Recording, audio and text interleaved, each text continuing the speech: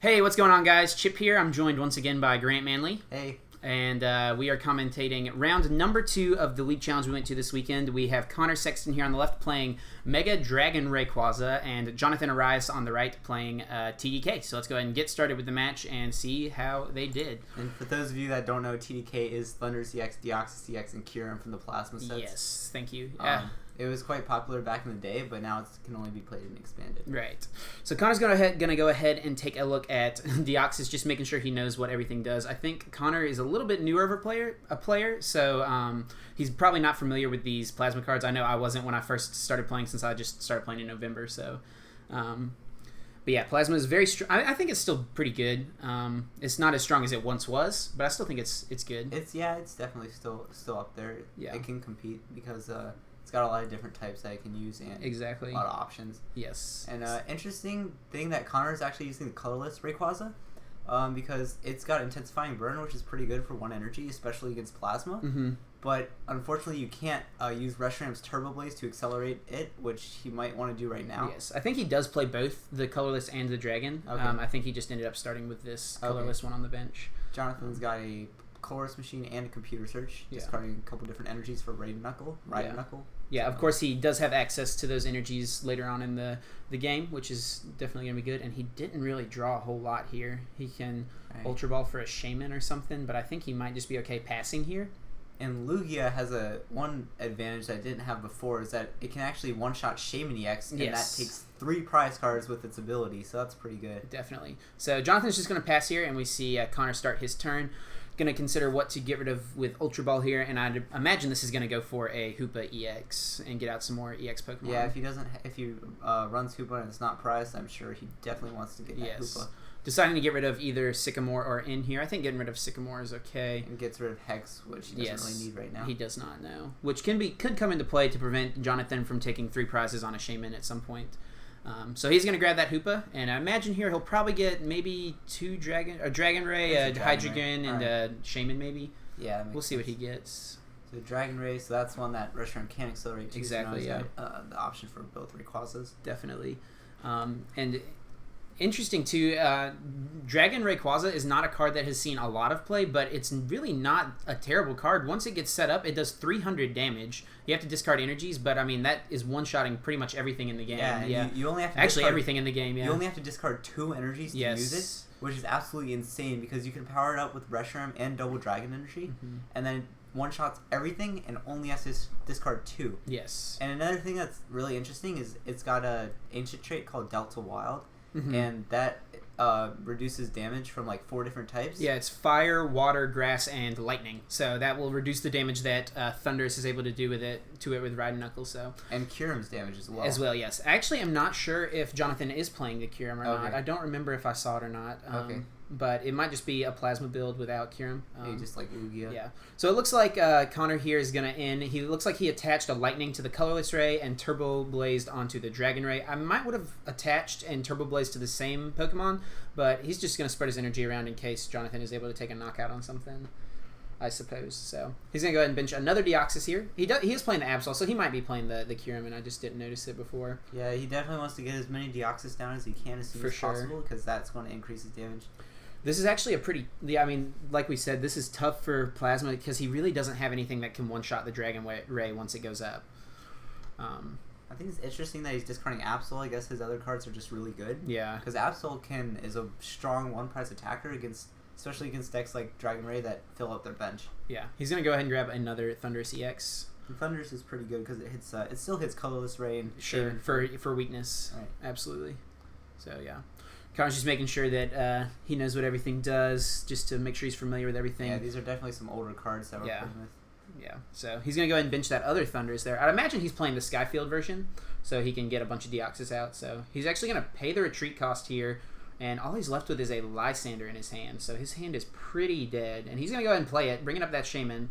And I think this is taking a knockout, correct? Right. Yes. I think it might have been a little tough to do that, but he kind of had to because he probably wanted to save that Shaman for Lugia, but he really had no other option to start drawing out of it. So he's going to take his prizes. Yeah. I think I saw a Shaman there. Yeah, I think so. So he was able to draw it with his prizes. That's good. Yeah. So on to Connor's turn here. He's going to go ahead and attach for turn onto that Rayquaza, and I think he's Sycamored right there. And in case you're wondering how Jonathan is flicking his cards so fast, we did speed up. Yeah, this is sped up 2 times, so Jonathan doesn't have that fast of hands, I guess. But he's just going to Intensifying Burn for 60 here. And here's why you see the colorless rays being played, because otherwise he wouldn't have that option to deal so much damage. He would have just had the Dragon Claw for 30, which is not as good.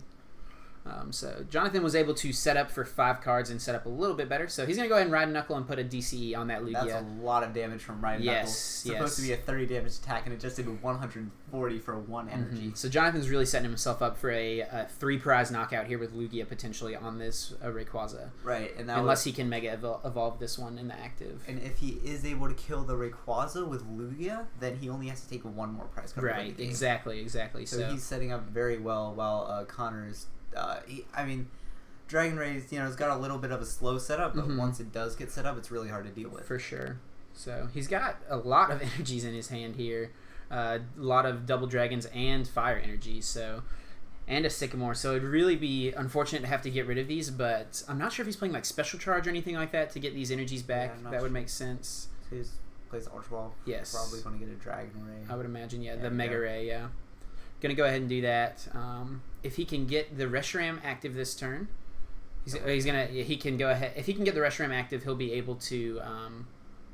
If he can get the Reshiram active, he'll be able to Turbo Blaze onto it. But it looks like he's just gonna Intensifying Burn that Shaman, which is nice. Another nice thing about Intensifying Burn is that it does 2-hit KO Shaman EX for just 1 energy. Right. So if Jonathan can get like a Colress Machine and an energy attachment to Shaman to retreat it, it looks like he'll be able to take a knockout, but he might not have the ability to do it. I don't see a Colress Machine in his hand. Yeah, no switch cards in his hand. No switch cards. No Skyfield, so he can't get. Yeah, and I do think. Yeah, and I think he does play a switch actually. Now that you say that, let's see what he's thinking it through. He really wants to take a 3-prize knockout on this if he can, but it's not looking like he'll be able to pull it off this turn. He may have to settle for a Ride and Knuckle knockout and just take 2 prizes, which still wouldn't be bad. Right, and then Lugia could kill that Reshiram for his remaining 2 prizes. Exactly. He chooses here to promote the damaged Thundurus, I guess just assuming that it's going to get knocked out anyway. That makes sense.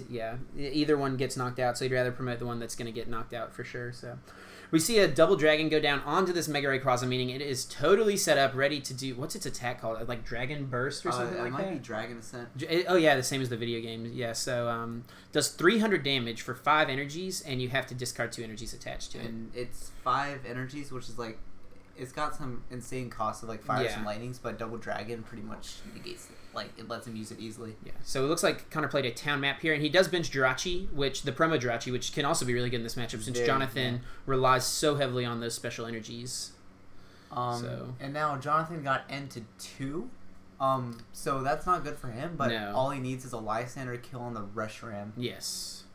But yeah, Connor just got to pick and choose what he wanted with his prize cards, so that was a very opportune time to draw the town map. Absolutely, yeah. And looks like Jonathan has 2 VS Seeker in his hand, so definitely has options here. I would imagine going for I guess a Juniper.